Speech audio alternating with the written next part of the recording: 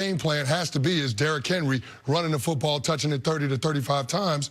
If they're not able to feed Derrick Henry for any reason, then they don't have a chance to be able to put up points with this Baltimore Ravens offense. So for me, the complexion of the game is really what it all comes down to, because if the Baltimore Ravens get out to an early lead, it's going to be hard for the Tennessee Titans to stay with that run game, and you're forced to rely on Ryan Tannehill to be a volume passer, and I don't think that's what Mike Vrabel wants from his team. I agree 100%. You're talking about two teams that both want to be physical. One, I think, is more physical than the other, and that being the Baltimore Ravens, because they have the better rush defense. They have the better offensive line up front. Now, you can say Derrick Henry might edge out Derrick Henry's the Ingram. best running back. Yes. But the Ravens probably have the better running game. Exactly. And so when I look at what both teams have to defend, who am I scared of most? I'm scared of that Baltimore offense more than I am the Titans offense. Looking at the Titans defense, they better be alignment, assignment, and technique sound, because if you don't contain not only Mark Ingram, but the guy who you talked about being the runaway MVP in Lamar Jackson, you have absolutely no chance of beating this team. And then on top of that, we talked about all offseason. I'll just talk about myself. One of the things I wanted to see him do, throw the ball better. And he's done it.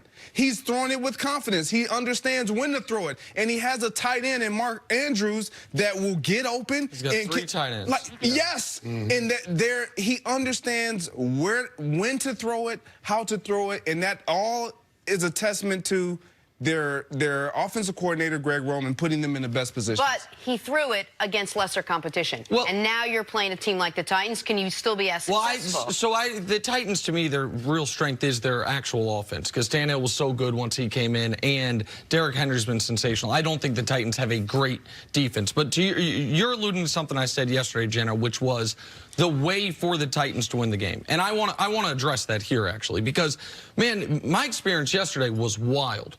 Because I have been one of the most vocal Lamar supporters since he declared for the draft of anybody. I sat right across from Jennings and said, I don't understand why he's not discussed his top 15 pick. I think this guy, I thought it would take longer than it took, but this guy can be a franchise quarterback in this league, and I agree with the whole world. He's clearly the unanimous MVP.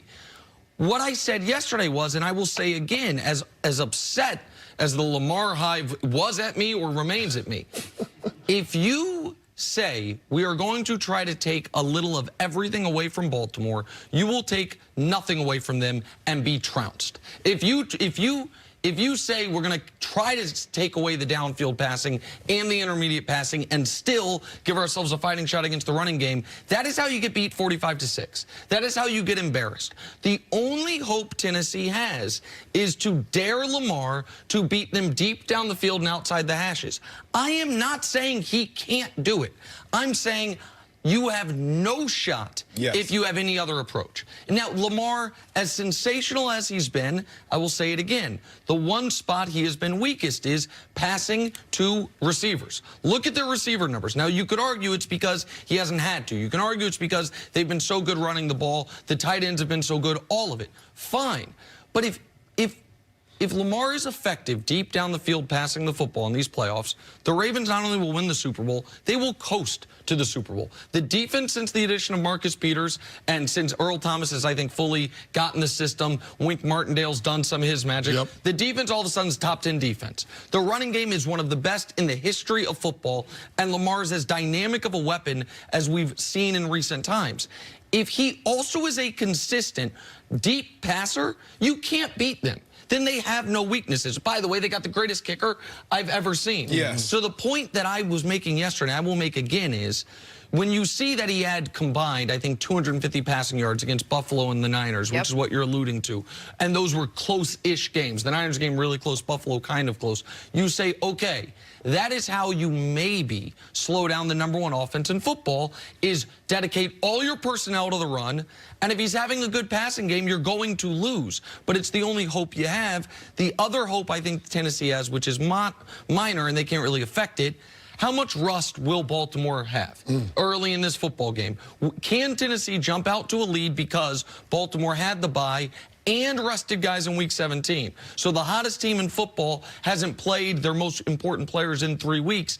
Tennessee's only hope is that they're a little rusty. They get out to an early lead. Maybe Lamar goes 3 and out on the first possession. All of a sudden it's 10-0, and now you're playing a Titans brand of football.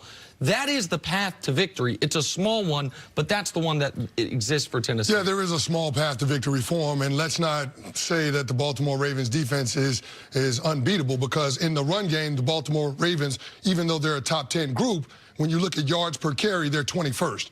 So, I mean, you can see that the Baltimore Ravens run defense is in the top 10 because their offense is scoring so many points, and the opposing team has to get away from the run game. They got to throw the football. So if the Tennessee Titans somehow, some way can get an early lead in this game and stay with the run game, then I think they got a shot. Again, if you get Derrick Henry north of 30 carries and you're able to stay with it, and you're getting the production, then I think you have a chance to make this a fourth quarter game, and then we'll see what can happen. But the Baltimore Ravens are a team that can blow the doors off you. Yes. I mean, they've got 2 all-pros in that secondary, so it's going to be hard for Ryan Tannehill and A.J. Brown to get anything going in the passing game. I think it has to be with their defense selling out to hit Lamar Jackson, not necessarily trying to stop the run, but hit Lamar Jackson and talk the Ravens out of a quarterback-led run game, and then on the offensive side of the ball, being able to feed Derrick Henry, because they're 7-0 when Derrick Henry rushes for over 100 yards. We saw that last weekend. So I think if the Tennessee Titans can do both of those things, on offense, run the ball with Derrick Henry, defensively hit Lamar Jackson early and often, I think they got a shot. That is the only shot that they have. And I'll say this, and I'll let you go, Jenna. They gave up 3 100-yard rushers this year. They lost 2 of those games, the Baltimore Ravens. Nick Chubb and Monster from, I'm sorry, they didn't even lose both of those games. Because they lost to the Chiefs and the Browns. Yeah, they lost to the Chiefs. And Joe Mixon from the Bengals. The one game against the 49ers was in a monsoon. So to your Lamar Jackson throwing its combination against the Bills, and he kind of had to hand the ball off. You weren't throwing in those conditions.